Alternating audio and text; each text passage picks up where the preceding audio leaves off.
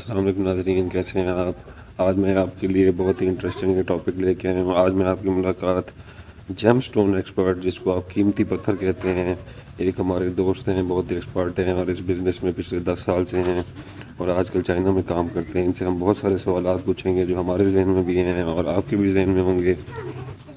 नाजरीन, इनसे हम पूछेंगे कितनी टाइप्स के पत्थर होते हैं दुनिया में, जहान के ये सारे पत्थरों के बारे में बताएंगे। फिर ये मुख्तलिफ हमें मार्केट्स के बारे में बताएंगे, पाकिस्तान की मार्केट्स में पत्थरों की क्या सिचुएशन है, बाहर की मार्केट्स में क्या है, क्योंकि ये इंटरनेशनल बिजनेसमैन है माशाल्लाह। और आखिर में आपसे भी हम ये रिक्वेस्ट भी करते हैं कि आखिर में आप कमेंट सेक्शन में सारी वीडियोस देख के कमेंट सेक्शन में हमें बताएंगे कोई आपके जहन में क्वेश्चन है जेम्स के हवाले से। वैसे तो हम कोशिश करेंगे इसमें सारा कवर कर लें, तो आपके सारे अहम तरीन सवाल पूछ लिए जाएँ, लेकिन अगर फिर भी कोई रह जाता है तो वो आप हमें कमेंट सेक्शन में पूछेंगे, तो हम गाए बगाए इनसे सवाल पूछते रहेंगे और ये जवाबात इंशाल्लाह देते रहेंगे। और इसका फ़ायदा ये भी है कि आप ये वीडियोस देखें, अगर आपको पसंद आते हैं तो ये स्टोन इनसे ख़रीदे भी जा सकते हैं। तो आइए इनसे इंटरव्यू आप शुरू करते हैं। अस्सलाम वालेकुम जहांज़ेब भाई, बहुत खुशी हुई आपसे मिलकर। आप हमें प्लीज़ बताएं कि आपका जेम्स इंडस्ट्री में कितना एक्सपीरियंस है और किन किन ममालिक में आप बिज़नेस कर रहे हैं, और हमें थोड़ा सा अपना इंट्रोडक्शन कराएं प्लीज़। बिस्मिल्लाहिर्रहमानिर्रहीम। अस्सलाम वालेकुम फ़ात भाई, पहले तो आपका बहुत शुक्रिया, आपने हमें डेली इन्फो फैक्ट्री पे मदऊ किया। आपके कुछ चैनल्स मैंने देखे हैं वीडियोस जो कि बहुत ज़्यादा इंफॉर्मेटिव हैं, और आल्दो आपकी क्वांटिटी बहुत ज़्यादा नहीं है, लेकिन जो वीडियोस की क्वालिटी है बहुत अच्छी है। आपने काफ़ी रिसर्च की हुई है, और जो चीज़ मैंने नोट की कि आपने सिर्फ चैनल को प्रमोट करने के लिए इंफॉर्मेशन नहीं डाली है, बल्कि आपने इस पर अच्छी खासी रिसर्च की हुई है। फ़ात भाई, मेरा बिज़नेस इस वक्त करंटली चाइना में है, जहाँ पे मैं होलसेल कर रहा हूँ शंघाई के अंदर, और मुझे तकरीबन कोई 10 साल हो रहे हैं बिज़नेस किए हुए। और ज़्यादातर मेरी बाइंग होती है, पहले पाकिस्तान से होती थी, नमक मंडी से, आपने नाम सुना होगा। और अब मैं डिफरेंट कंट्रीज़ को विज़िट करता हूँ, लाइक श्रीलंका, बर्मा, थाईलैंड, वहाँ से मैं बाइंग करता हूँ, और सेलिंग मेरी ज़्यादातर चाइना में होती है। जहांज़ेब भाई, आप हमें ये बताएं, आपने ज़िक्र किया नमक मंडी में आप पहले करते थे, तो अब आप डिफरेंट कंट्रीज़ में जाते हैं। चलिए, ये तो समझ आती है कि आपका पॉइंट ऑफ बिज़नेस तो चाइना में, लेकिन आपने पाकिस्तान से बाइंग क्यों ख़त्म की? पाकिस्तान से नमक मंडी से, या क्यों आपने बाइंग नहीं कर रहे? और इसके अलावा हमें साथ ही ये भी बता दें कि पाकिस्तान में नमक मंडी के अलावा और कहाँ कहाँ से ये ख़रीदारी की जा सकती है। फ़ात भाई, जब मैंने बिज़नेस स्टार्ट किया था, क्योंकि मैं पाकिस्तानी हूँ, और यहाँ पे जो सबसे बड़ी मार्केट है जेम स्टोन की, वो नमक मंडी पेशावर में है, तो मैंने उसका रुख किया और वहाँ से मैंने बाइंग स्टार्ट कर दी। द रीज़न कि मैंने पाकिस्तान छोड़ा और मैं बाहर गया और दूसरे कंट्री से बाइंग कर रहा हूँ, इसके बहुत सारे रीज़न्स हैं। नंबर वन, कि यहाँ पे आपको क्वांटिटी ऑफ स्टोन्स तो मिल जाती है, बट क्वालिटी जिस तरह से इंटरनेशनल मार्केट में डिमांड होती है, उस तरह से आपको क्वालिटी नहीं मिलती है। और चूँकि मार्केट का वॉल्यूम बहुत छोटा है तो इस वजह से आप अपनी जो डिमांड है इंटरनेशनल मार्केट में, उसको आप पूरा नहीं कर सकते हैं। नमक मंडी के अलावा और भी बहुत सारी जगह हैं जहाँ से आप बाइंग कर सकते हैं, लाइक पिंडी में सराफा बाज़ार है आपका, गिलगित बल्तिस्तान में स्कर्दू है, नगर है, और स्वात है जहाँ से एमरल्ड आ रहा है। कश्मीर में भी किसी हद तक बाइंग होती है।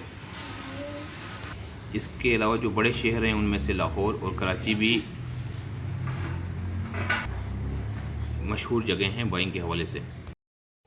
अच्छा सर, आप हमें ये बताएं कि पाकिस्तान में जेम्स की हिस्ट्री क्या है, और पाकिस्तान के किस किस शहर से इसकी माइनिंग होती है, मतलब कि पहाड़ों से निकाला जाता है, और ये कैसे निकाला जाता है?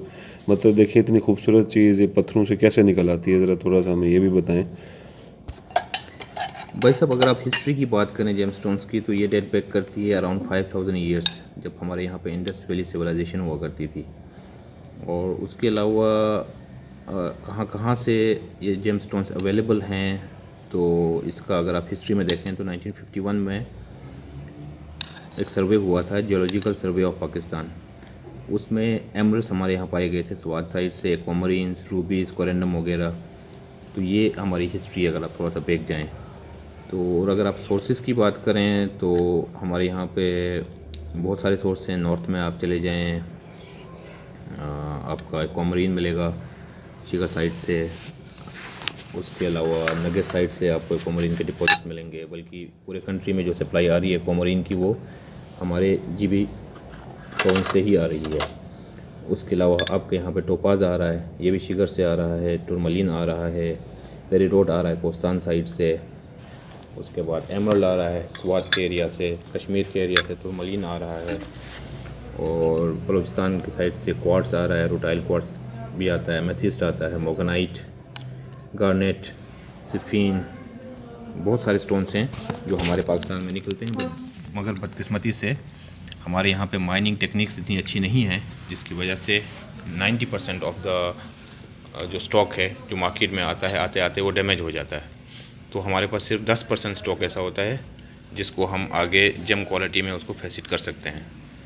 अच्छा सर, आपने जैसे बताया कि मुख्तलिफ़ स्टोन्स का आपने थोड़ा सा इंट्रो में हमें बता दिया है कि कौन सा स्टोन कहाँ कहाँ से और पाकिस्तान के किस किस शहर से निकल रहा है, और आपने प्लस ये भी बात की है कि जी मार्केट में आते आते हमारे पास सिर्फ 10% बाकी रह जाता है जो हम बेचते हैं। तो आप हमें प्लीज़ बताएं कि बाहर इंटरनेशनल मार्केट्स में पाकिस्तानी स्टोन जो 10% बचता है उसकी क्या वैल्यू रह जाती है, और उसको क्या लोग किस नज़र से देखते हैं, और साथ ही हमें ये भी बता दें कि इसका क्या किया जा सकता है कि जो हमारा स्टोन इतना ज़्यादा लॉस हो रहा है हमें इतनी कीमती चीज़ का, इसको कैसे हम रोक सकते हैं, मतलब क्या क्या ऐसे इकदाम किए जाएँ।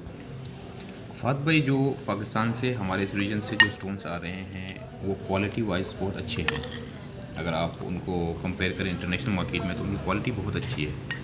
जो जम ग्रेड के स्टोन्स आ रहे हैं बहुत अच्छी क्वालिटी आ रही है, बट अगेन अनफॉर्चुनेटली उसमें से 90% जो स्टॉक है मार्केट में पहुंचते पहुंचते पॉइंट से वो डैमेज हो जाता है। उसके पीछे बहुत सारे रीज़न हैं। एक तो हमारे यहाँ पे जहाँ भी माइनिंग हो रही है वो सारा हार्ड एरिया है, रॉकी एरिया, तो वहाँ पे लोग डायनामाइट और इस टाइप की चीज़ें यूज़ करते हैं उसको एक्सट्रैक्ट करने के लिए। तो ब्लास्टिंग की वजह से स्टोन्स के अंदर क्रैक्स आ जाते हैं। और दूसरा जो हमारा जो लेबर है वो स्किल नहीं है और मशीन्स यूज़ नहीं होती हैं, सारा प्रिमिटिव वेज से उस पर काम होता है, जिसकी वजह से आपके जो स्टोन्स हैं जेम्स डैमेज हो जाते हैं। एक चीज़। दूसरी चीज़, इंटरनेशनल मार्केट में जो वैल्यू की बात कर रहे हैं तो इंटरनेशनल मार्केट में वैल्यू किसी भी स्टोन की डिपेंड करती है 4 चीज़ों पे, जिसको 4 C's कहते हैं। उसमें से सबसे पहले उसका कलर आता है, उसके बाद कैरेट वेट आता है, कितना वेट है स्टोन का, उसके बाद उसकी कितनी क्लैरिटी है, और फोर्थ उसका कट आता है। तो अब कटिंग एंड पॉलिशिंग के हवाले से भी इश्यूज़ हैं यहाँ पे। जो लोग हैं वो स्टिल बहुत ज़्यादा प्रिमिटिव वेज से उसकी कटिंग कर रहे हैं। जो मॉडर्न मशीन्स हैं जिसको फेसिटर्स बोलते हैं वो यहाँ पे यूज़ नहीं होती है।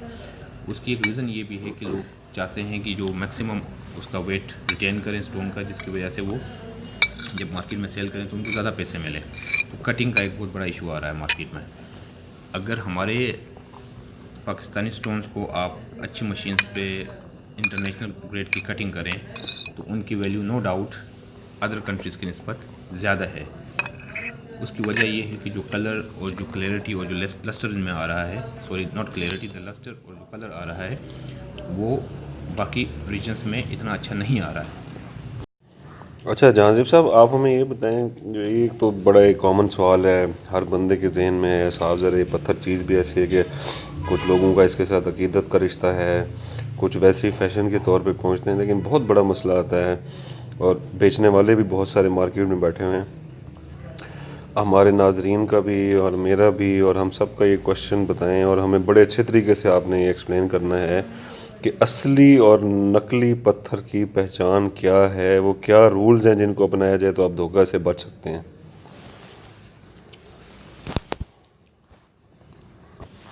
फाद साहब, वही वाकई आपका बड़ा इंटरेस्टिंग क्वेश्चन है जो हर बंदा पूछ रहा होता है।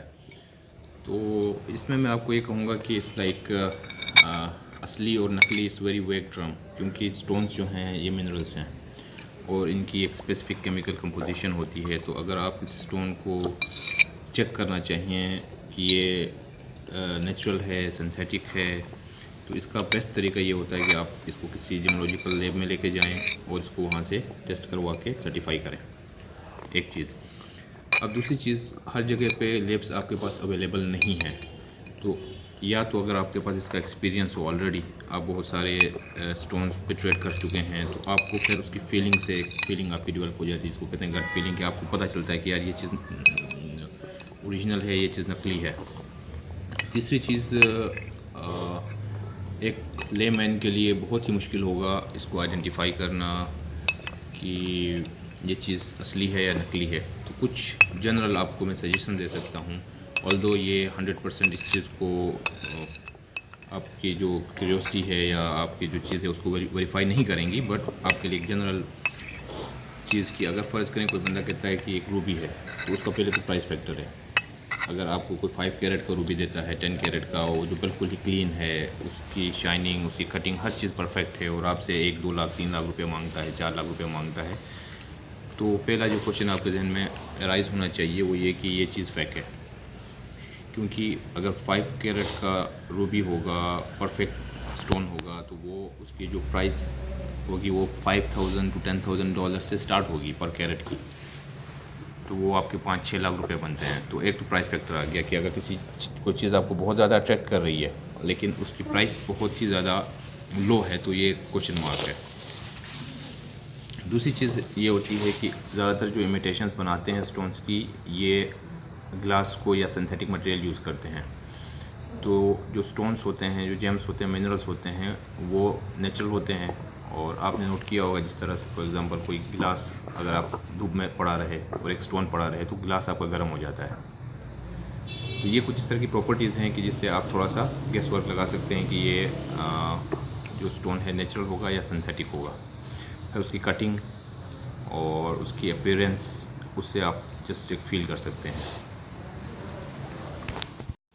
अच्छा जहांज़ीब साहब, आपने अभी एक बात कही कि जी इसको प्राइस प्राइस को एनालाइज करके आप इस पत्थर की असली होने या नकली होने का एक अंदाज़ा लगा सकते हैं। तो सर यहाँ पे हमारा एक सवाल ये है कि हमारे जो लोग जाते हैं इराक़, ईरान या ज़ियारतों के लिए लोग जाते हैं, तो वहाँ से वो पत्थर लेके आते हैं और हर किसी की ख्वाहिश होती है कि वहाँ से लेके आया जाए पत्थर।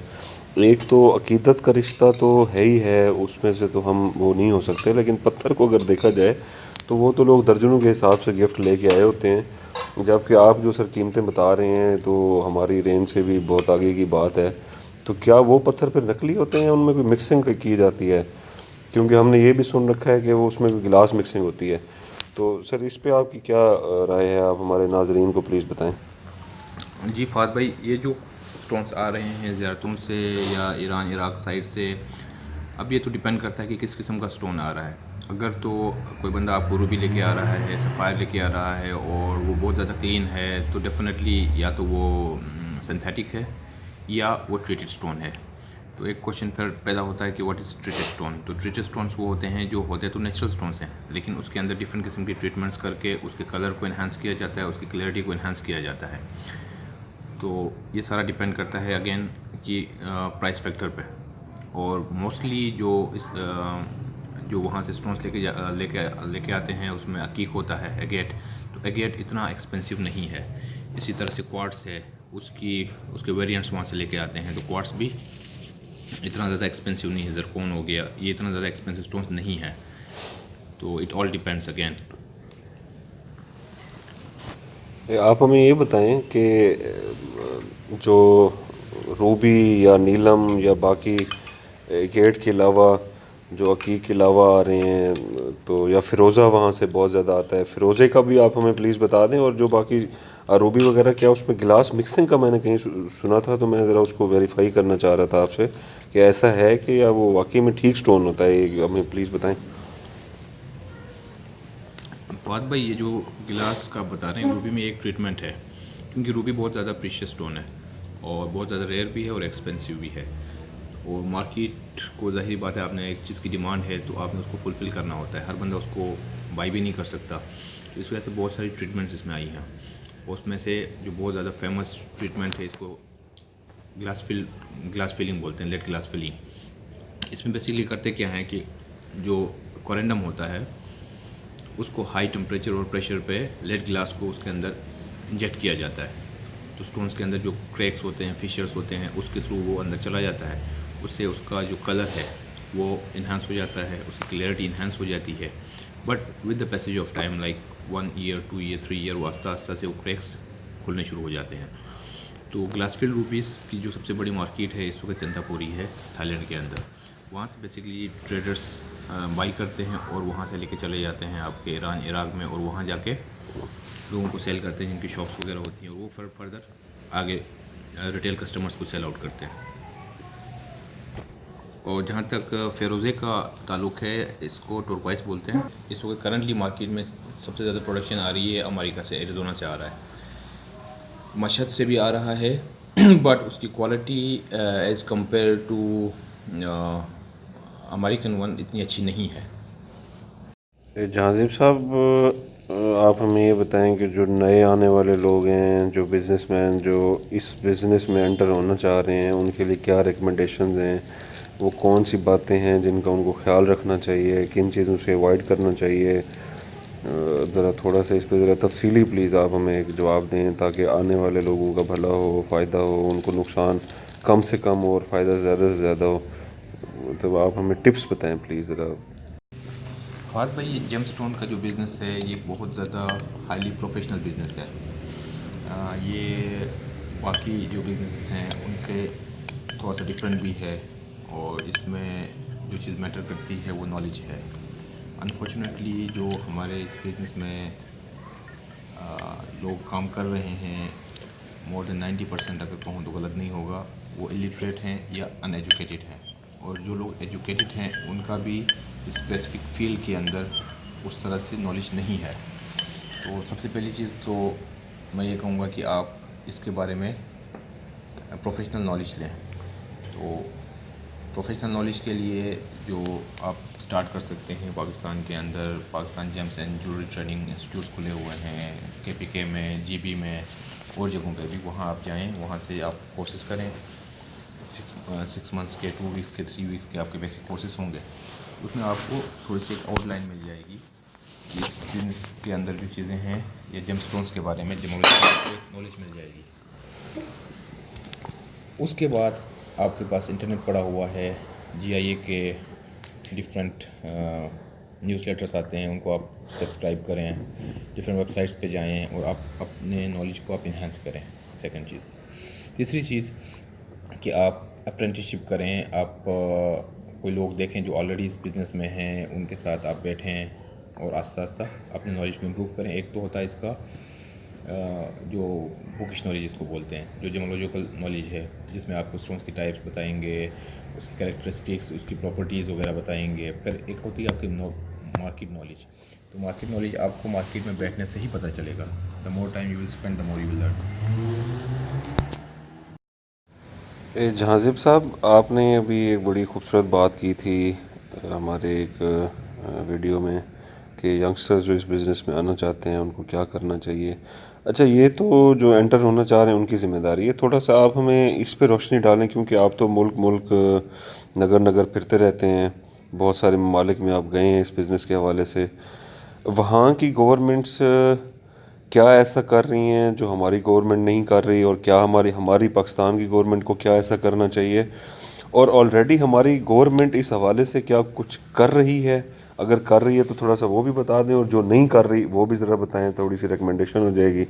हो सकता है हमारे इस चैनल के तवज्जुद से ही आवाज़ जो हमारी जेमस्टोन बिज़नेस जो हमारे इस लोग हैं, हमारे इस चैनल के तवज्जुद से कोई आवाज़ हो सकता है गवर्नमेंट के हलकों तक पहुंच जाए और फ़ायदा हो जाए। फ़ाद साहब, जहाँ तक गवर्नमेंट का ताल्लुक़ है, गवर्नमेंट ने कुछ इंस्टीट्यूट्स बनाए हैं, जैसे मैंने पहले जिक्र किया था कि पाकिस्तान जेम्स एंड ज्वेलरी के नाम से सेंटर्स बनाए हैं, जहाँ पे आपको बेसिक कटिंग की, फेसिटिंग की और जेमोलॉजिकल आपको नॉलेज दी जाती है। जेम्स आइडेंटिफिकेशन की नॉलेज आपको मिल जाती है। अब अगर आप इसको as a whole other country से आप कंपेयर करें तो हम बहुत पीछे हैं, क्योंकि हमारे कंट्री के अंदर इसको एज एन इंडस्ट्री का दर्जा अभी तक नहीं मिला। अब जो लोग काम कर रहे हैं वो अपने बिहाफ पे कर रहे हैं। गवर्नमेंट की तरफ से एज सच कोई इंस्टीट्यूशन तो बनाए गए हैं, बट जो लोग वहाँ एडमिशन्स के लिए आते हैं, उनको ये नहीं पता कि ये इंस्टीट्यूट किस चीज़ के लिए है। उसकी प्रॉपर्ली मार्केटिंग नहीं हुई है कि लोगों को अवेयरनेस मिले कि जेमस्टोन भी एक इंडस्ट्री है, वो बहुत बड़ी इंडस्ट्री है।